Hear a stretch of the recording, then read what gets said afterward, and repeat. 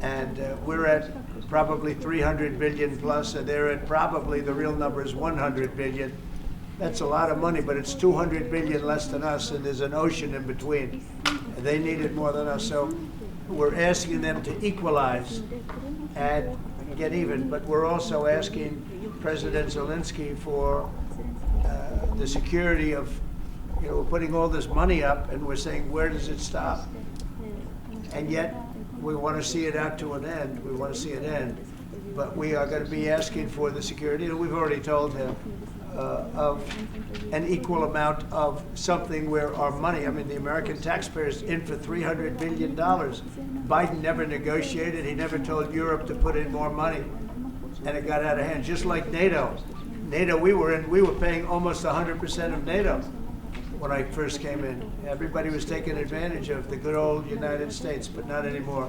So what, and now, if you speak to the Secretary General of NATO, who was very nice when he was here 2 weeks ago, he said what Trump did was amazing. He got everybody to pay. And to do that, you have to ask, and Biden never asked.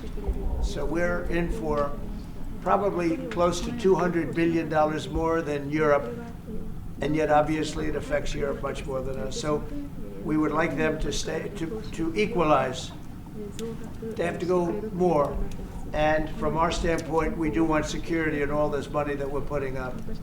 You're speaking with him next week, sir? Is that what you said? You're going to speak He may meet next week, yeah. Whenever he'd like. come I'm to here. Washington? I'm here. Could be Washington. Well, I'm not going there. Are you planning to meet with President Putin, or are you just planning a Could phone be. call?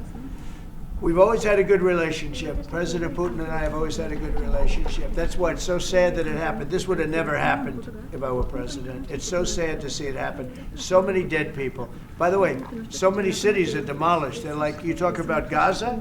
Well, take a look at Ukraine. So many of those cities are demolition sites, demolished. So sad. Should have never happened. All those beautiful golden domes, but much more importantly, all those beautiful people are dead.